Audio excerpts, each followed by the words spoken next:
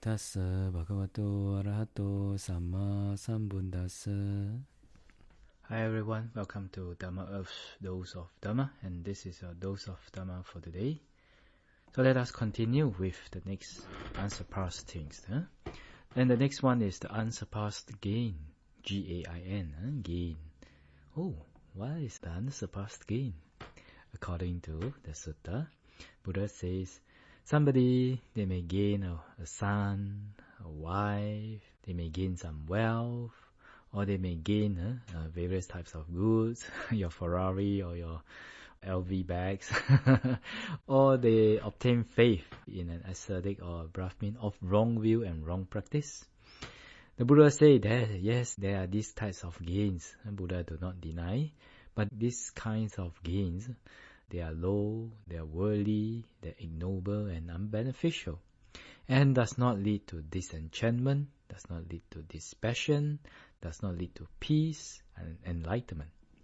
But if one with faith and devotion obtains faith in the Buddha or in a disciple of the Buddha, then this unsurpassed gain is for the purification of beings, for overcoming of suffering like sorrow, lamentation, pain, dejection, and then also for the achievement of the metta and for the realization of Nibbana.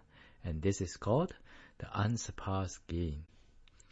So when we read about this, then we can reflect on our life. Some people in their life, when they gain a wife or a husband or a son, a daughter, kids, whatever, properties and all that, then of course they will be happy. But if we reflect that, do these gains bring us really true peace and happiness?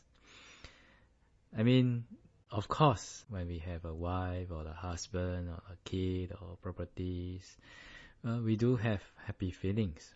That is undeniable. Sometimes we do have suffering feeling. Like, in some countries, some people are forced to marry another person, and they gain a wife or a husband, but they're not happy, right? Yeah, so it's understandable if we reflect deeply.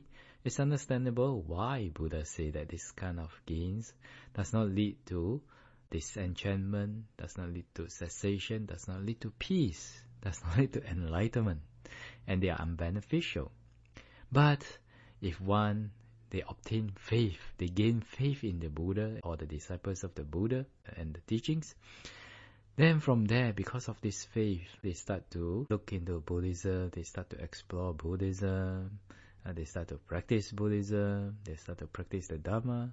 And then if they manage to realize or experience some of the benefits of Dharma, then this is indeed a gain for them, right? Because they know from the Dharma how to let go of suffering, how to let go of greed, hatred and delusion and all the other causes of suffering through the practice. And if they continue to practice, then ultimately they may be able to purify their mind until they have no more defilements. When they have no more defilements, definitely they have overcome sorrow, lamentation, pain and dejection, right? When their parami is mature, then they will be able to experience the ultimate bliss of Nibbana. And so it all starts from faith. Having the faith to listen, having the faith to try out the Buddha's teachings, having the faith to continue, even though sometimes when you develop the Dhamma in your mind, you may meet up with obstacles, but you persevere and you continue. Yeah. So faith plays a very big part of our practice also. Then we go to the next one. I think we can cover the next one today. And the next one is the unsurpassed training. So Buddha say, if somebody, they may train in taming an elephant, they may train in horsemanship, in riding chariots, archery, or wielding a sword, or they train in various fields like medicine, accountant, engineer, carpentry and agriculture, all that, right? Or else they train under an ascetic or a Brahmin of wrong view and wrong practice. Yeah, Buddha said, yes, there are these trainings, and Buddha does not deny. But these trainings, they are worldly, they are ignoble and unbeneficial. Why? Because it does not lead to disenchantment, dispassion, peace, and enlightenment. However, if a person, they have faith and devotion, then they decided to train in the higher virtuous behavior, higher morality. They decided to train in the higher mind, the tranquility mind. This higher mind is adhicitta. It means samadhi, samatha training, which is to calm down the mind and to be able to know a certain topic or a certain object of the mind for long periods of time without interruption. And then the higher wisdom, which are all the vipassana jnanas in the Dhamma. And the discipline proclaimed by the Buddha. So all this unsurpassed training is for the purification of beings, for overcoming all kinds of suffering like sorrow, lamentation, etc. And for the realization of Nibbana. This is called the unsurpassed training. Okay? So when we reflect on this deeply, then we can understand, in the world, everyone is training to be a doctor, to be a lawyer, to be an accountant, to be a business consultant, etc. Want to make big bucks, want to have name and fame in the high society of the world.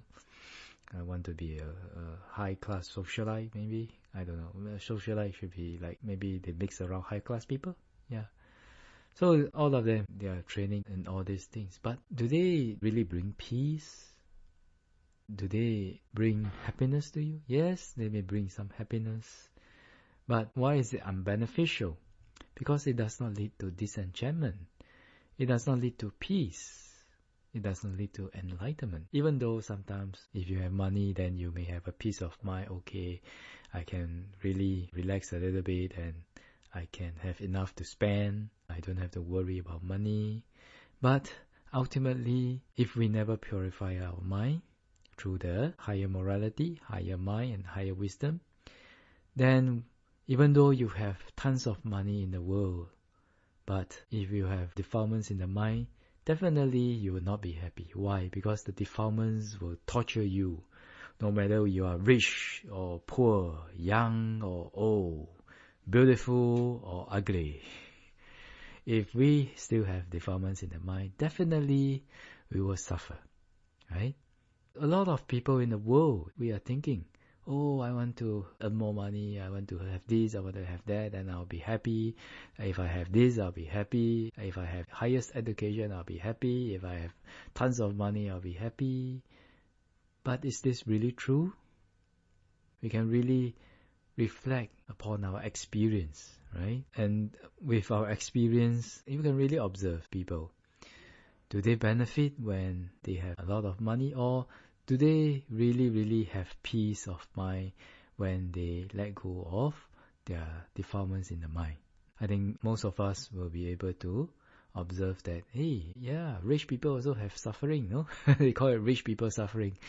So if rich people also have suffering, then, okay, do I need to get really that rich? Or just enough is okay, right? Okay, so this one I think all of you can observe for yourself. But according to Buddha's teachings, if there's less defilement in the mind, then one will have less suffering. Okay? So hopefully this sharing today will be able to inspire all of you, not only to focus on earning money, but also to focus on letting go of defilements and purifying oneself through the higher morality, through the higher mind and the higher wisdom. And we wish all of you to be well, peaceful and happy, and may the Triple Gem bless all of you to be able to attain path, fruition and Nibbana as soon as possible. Sadhu, sadhu, sadhu.